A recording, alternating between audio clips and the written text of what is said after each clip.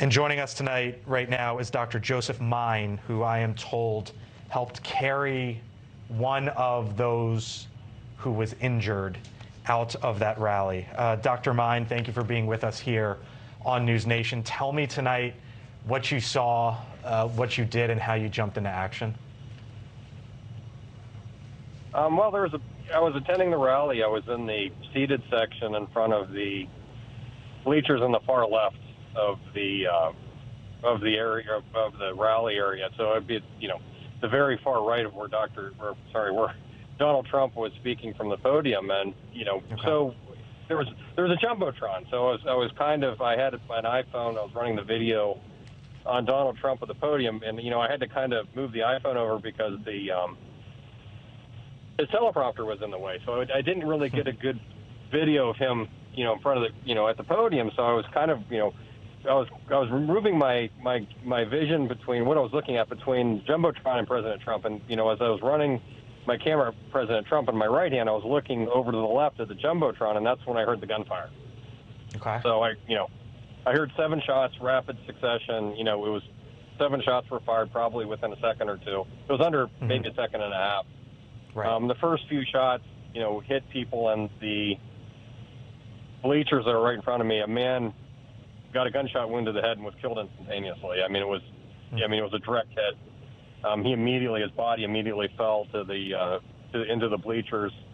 I didn't initially see anyone else get hit because, as soon as I saw the man get shot in the head, I immediately looked back over because it was apparent that they're trying to kill the president. Like the rounds are coming from my left to right, and they're shooting at the podium. And as I looked to the right, I saw either the teleprompter that was on Trump's right, it got hit, or it looked like it got knocked over, or was in the process of getting knocked over. That's when I noticed that President Trump got hit in the right ear. Like it looked like a piece of his ear got sliced off from one of the rounds. And, he had just looked to the left, and he had not done that. Donald Trump was a hairbreadth away from being assassinated. Had he not looked to the left quickly, he would have had he would have got hit directly in the head. And immediately the Secret Service jumped, pulled him down. But what's amazing to me is, like I said, right after those 7 shots was how fast, I don't know if I didn't get a good look. I assume there was a Secret Service sniper somewhere. But it was amazing. It was almost robotic how fast it was. Like they returned fire. Yeah. Like it was within a second. Almost instantaneously, rounds are coming the other direction, back to where going back to where the source of the original gunfire was. It was almost instantaneously. I was absolutely amazed. Like I know enough about, because I own guns, I go hunting and I go shooting all the time. So I knew immediately it was gunfire, and I knew immediately I saw where the rounds were going, and it just amazed me how fast the Secret Service, returned fire. I was absolutely stunned. Like, it's kudos to them. Like I don't know how they train, but it's just amazing to me. Absolutely amazing to me. If you know anything about weapons, like, wow. Yeah. So someone next to you or nearby was struck, I believe, and tell me what happened then. So I wasn't in the bleachers. I jumped the barrier to go in the bleachers at Brenda 8. So I was sitting right in front of the bleachers. So I saw people. All I really saw was the man that was struck in the head, and he was killed instantaneously. But so I jumped the bleachers to try to run right. By the time I got there, there had already been there had been like a SWAT team, and then there was like a physician EMT in there, and she had told me that the man was dead. So I helped carry him out of the bleachers briefly until they took him around the corner, and then they took his body from behind the bleachers to a tent so they could evaluate him more. I don't know what they were going to evaluate at that point. The most shocking thing to me was his entire family was there in the bleachers with him, and they watched this whole thing come down. And, as they were taking the body out, they'd put a towel over his head, and it was just soaked in blood. And, I don't know if it was the sister or daughter, I don't know who it was, but it was maybe a 20, 30-year-old female. And she was hysterically crying, saying, "Is he going to be okay?" And I just remember someone saying, "No, he's dead." And at that point in time, I jumped back to the barrier to go so I could get out of there, because it was just absolute pandemonium. Everyone was getting out of there, and I just can't stress you enough. Donald Trump came a hairbreadth away from being assassinated tonight. I watched that, and like I said, had he not turned his head at the last minute, Yeah. at that very moment, he would have got hit in the head and he would be dead. Like, it looked like to me like the round hit him in the ear and sliced off a section of his right portion of his ear. But, he's lucky. He's a very lucky man.